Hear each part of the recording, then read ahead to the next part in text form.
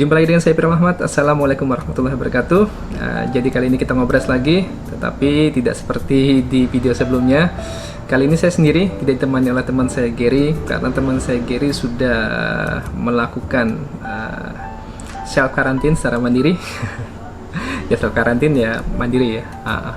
Jadi hari ini tepat tanggal 23 Maret 2020. Indonesia sudah berada dalam kondisi darurat virus corona, dan seperti saat ini saya di Samarinda. Alhamdulillah, setelah kemarin sudah diumumkan bahwa ada himbauan dari gubernur, wali kota, dan juga kepolisian bahwa kita harus sudah mulai melakukan social distancing dan beberapa tindakan-tindakan preventif lainnya. Alhamdulillah, tadi saya sore sempat main ke Indomaret. Saya temukan sepanjang jalan orang sudah banyak memakai masker ya, pakai masker. Dan saya main ke sebuah swalayan dekat rumah saya. Di sana sudah dilakukan sistem antrian, jadi orang tidak bisa langsung masuk ke dalam. Dan di dalam hanya dibatasi maksimal 50 orang untuk berbelanja di dalamnya. Ini sebuah tindakan preventif yang sangat bagus dari pengelola swalayan, bahwa mereka ikut aktif peran serta dalam pencegahan menularnya virus corona ini. Ya, mudah-mudahan Samarinda tidak terlalu banyak yang kena, dan mudah-mudahan cepat pulih seperti sedia kala. Amin.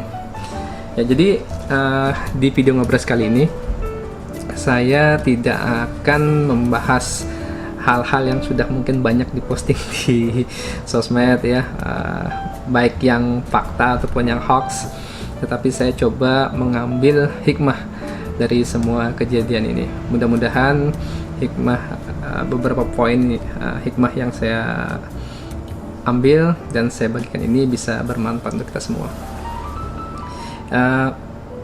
Sebelumnya kita harus mengucapkan berduka cita, berbelasungkawa, sekaligus memberikan penghormatan setinggi-tingginya kepada saudara-saudara kita, tenaga medis, dokter yang berada di garis depan sana.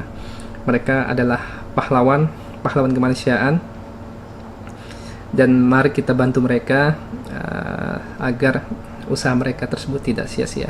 Kita doakan mudah-mudahan mereka diberikan balasan yang berlipat, dan juga keluarga yang ditinggalkan diberikan ketabahan. Amin.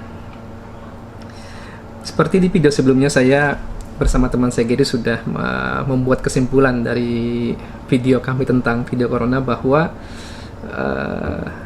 di video itu kami menyimpulkan bahwa selain corona ini ada virus yang lebih berbahaya menurut kami ya, yaitu virus Wuhan, yaitu sikap cinta dunia dan takut mati. Dan ternyata memang begitu virus corona ini outbreak gitu ya, kita akan bisa melihat bahwa sifat Wuhan dari manusia itu sangat menggebu-gebu.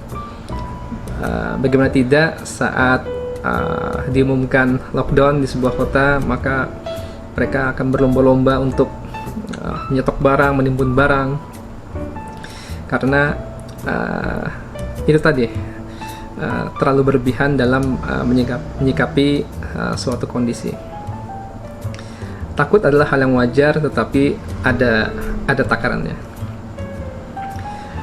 Kemudian setelah itu adalah virus utang. Virus utang ini kita berbicara dalam skala negara, bahwa sebuah negara yang terlilit utang akan susah, atau sebutlah tidak mudah untuk mengambil sebuah keputusan strategis, karena mungkin ada keterkaitan dengan masalah utang ini. Tidak usah membahas tentang utang pribadi, itu sudah jelas. Kita melihat dari dampak dari sebuah negara. Dari virus Wuhan tadi, cinta dunia dan takut mati, di situ kita bisa melihat bahwa terutama saudara-saudara saya yang muslim, bahwa kita ternyata harus lebih banyak belajar lagi, terutama tentang akidah. Bagaimana kita membedakan yang namanya azab, yang mana ujian, yang mana teguran. Karena dari banyak hadis yang dijelaskan oleh Rasul, yang disampaikan oleh Rasulullah, kemudian dikumpulkan dan disimpulkan oleh para ulama yang diwakili oleh Majelis Ulama Indonesia MUI, tidak mudah untuk kita taati. Padahal di sana adalah sekumpulan orang yang berilmu, yang dengan kapasitas kemampuannya bisa mengambil kesimpulan dari dalil-dalil yang ada, itu menjadi sebuah fatwa atau hukum yang sangat mewakili untuk keadaan tertentu seperti keadaan kita sekarang. Dan sayangnya para awam itu begini, kita masalah ekonomi kita akan taat kepada ahli ekonomi, masalah kesehatan kita taat dengan dokter, ya kan? Tetapi begitu masalah agama, di saat ulama sudah memberikan fatwanya, memberikan rekomendasinya, kita sebagai awam sangat mudah membantahnya dengan hawa nafsu kita. Jadi sebenarnya sangat disayangkan. Kita jadi berbantah-bantahan. Padahal cukup ikuti saja. Insya Allah itu yang terbaik. Dan juga kepada khususnya saudara-saudara yang muslim, bahwa kejadian seperti ini, wabah seperti ini sudah pernah terjadi di masa-masa sebelumnya. Bahwa pada tahun 218 Hijrah itu pernah terjadi di Mesir, ya, sebuah wabah yang sangat mengerikan lah. Ya, anggap saja seperti kita saat sekarang. Itu dalam riwayatnya bahwa pada saat kejadian itu dikabarkan sebuah rumah itu terkena, nggak ada sebuah keluarga yang terbebas dari wabah tersebut. Bahkan dikabarkan hampir semua pejabat negara saat itu meninggal semua. Kemudian tahun 228 Hijrah itu di Azerbaijan juga sedemikian rupa. Kemudian 406 Hijrah juga sangat mematikan wabahnya, ya. Itu kuburan sampai penuh. Mayat-mayat itu bergelimpangan di jalan sampai berminggu-minggu. Kemudian di tahun 448 Hijrah itu di Mesir dan Andalusia, ya, Spanyol, itu masjid sampai ditutup. Tidak ada orang yang sholat di sana. Itu pernah terjadi sudah. Kemudian disusul yang lebih hebat lagi di 749 Hijrah, itu di Eropa sebagai epicentrumnya dan meluas hingga sebutlah secara global gitu, ya, saat itu, yaitu yang kita sering sebut dikenal sebagai Black Death. Itu tidak ada azan sampai, karena orang saking parahnya keadaan itu, nggak ada orang ke masjid, masjid ditutup, azan nggak ada. Nah, kemudian 833 Hijrah itu juga terjadi wabah yang sangat mengerikan juga, di mana di situ seorang ulama kita, Ibnu Hajar Asqalani rahimahullah, itu sampai kehilangan 3 orang putrinya. Nah, beliau dari kondisi itu sebagai ulama memberikan contoh yang sangat baik bagaimana menyikapi suatu keadaan bagi seorang yang berilmu.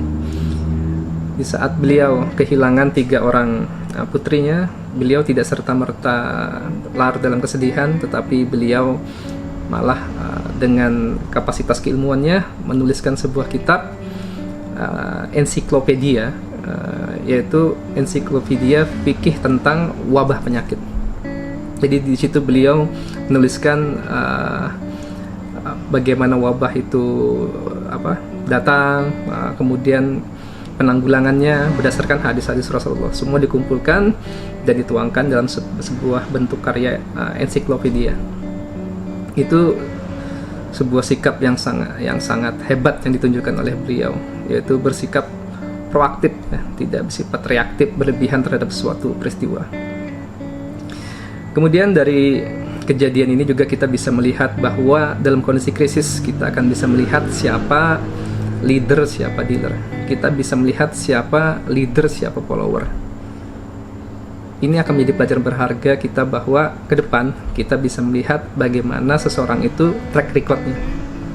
Apakah dia seorang leader, apakah dia seorang dealer atau follower yang hanya bersifat reaktif. Kita bisa melihat seorang pemimpin itu dalam kondisi krisis bagaimana dia mengambil tindakan-tindakan yang strategik dan mengutamakan keselamatan orang yang menjadi amanah atau tanggung jawabnya. Kemudian dalam kondisi seperti ini juga bukan saatnya, bahkan jangan pernah sebenarnya menjadikan bahan sindir-menyindir masalah agama karena ketidakpahaman atau kurangnya pengetahuan sekelompok orang tertentu yang kemudian mengekspresikannya di sosmed. Saya sangat banyak nih teman-teman yang sangat mudah mengejek sekumpulan saudara-saudaranya sendiri yang mungkin pemahaman tidak seperti dia. Seharusnya bagi yang paham, ubahlah narasinya dalam mengingatkan saudaranya mungkin belum paham. Kalau misalkan buat mereka yang belum paham Anda ejek, ya Anda sebenarnya ya sama saya 11-12 aja sama mereka. Jadi buat yang paham, tulislah, buatlah status yang dengan narasi itu memberikan edukasi yang baik. Jangan gunakan kata-kata yang jelek, memaki, mengejek, kemudian melabeli mereka dengan sebutan-sebutan tertentu. Itu menurut saya sangat kontraproduktif. Kemudian ini khusus untuk para penimbun barang yang memanfaatkan keadaan, oportunis, kapitalis. Sebenarnya ini adalah kesempatan Anda untuk menjadi seorang pahlawan. Bayangkan Anda menimbun masker atau hand sanitizer, apalah yang sangat dibutuhkan sekarang. Cobalah Anda lepas saja separuhnya saja. Misalkan Anda menimbun, sebutlah 1000 pak gitu ya, masker. Anda bagikan aja diam-diam, Anda taruh di mana, misalkan di kantor ini, sekolah ini, di tempat ibadah ini secara gratis. Tidak perlu diumumkan, Anda diam-diam aja taruh aja. Di situ Anda akan menjadi pahlawan kemanusiaan. Memang mungkin secara materi uang nggak ada, sepertinya nggak ada. Tetapi yakinlah, Tuhan akan menitipkan secara langsung rasa kebahagiaan dalam diri Anda. Itu rasa yang luar biasa. Yakinlah. Kemudian perhatikan akan datang jalur-jalur rezeki yang tidak kita sangka-sangka. Saya sangat yakin itu, percaya aja. Jadi buat penimbun, sudahlah. Inilah saatnya menjadi pahlawan kemanusiaan. Tidak perlu jadi superhero, tetapi dengan begini, yakinlah dampaknya luar biasa dalam kehidupan Anda pribadi dan keluarga Anda. Jalankan. Dan yang terakhir, hikmahnya untuk saya adalah bahwa gaya hidup Islami itu ternyata memang menjadi solusi akhir zaman, solusi dalam kehidupan modern. Bagaimana kita setiap harinya minimal berwudu 5 kali, itu kan mencuci tangan, menjaga kebersihan. Kemudian bagaimana para muslimah, mereka diajarkan untuk lebih banyak di rumah, tidak mudah untuk meninggalkan rumah. Kemudian mereka memakai hijab, kemudian cadar atau niqab. Lihat bagaimana mereka dulu yang mentertawakan gaya hidup Islami, bagaimana orang-orang yang wanita-wanita yang bercadar itu. Lihat bagaimana mentertawakan bagaimana sekarang mereka yang dipaksa untuk menutup wajah mereka dengan apa saja yang bahkan sebenarnya kondisinya itu memalukan. Tetapi apa daya? Kemudian masih banyak lagi sebenarnya gaya hidup Islami yang diajar Rasulullah itu sebenarnya menjadi solusi akhir zaman yang seharusnya kita sebagai muslim harus kembali lagi menggalinya dan mengamalkannya. Jadi kali ini saja. Mudah-mudahan sebelum Ramadan wabah corona ini sudah bersih di Indonesia. Dan mari kita doakan para pemimpin-pemimpin kita bisa bersikap satria, bisa bersikap adil dan mengutamakan keselamatan orang yang menjadi tanggung jawabnya. Dan tentu saja kepada mereka yang berada di garis depan, para tenaga kesehatan, keselamatan untuk Anda semua dan kita semua. Stay at home, nggak usah kemana-mana. Kalau nggak penting, nonton YouTube aja. Ya nggak, masih banyak kegiatan lain di rumah yang positif. Berkumpul bersama keluarga, mudah-mudahan menjadi kebaikan untuk kita semua. Itu aja. Silahkan like atau subscribe channel saya apabila isinya dianggap bermanfaat. Itu aja, kita jumpa lagi di video selanjutnya. Assalamualaikum warahmatullahi wabarakatuh.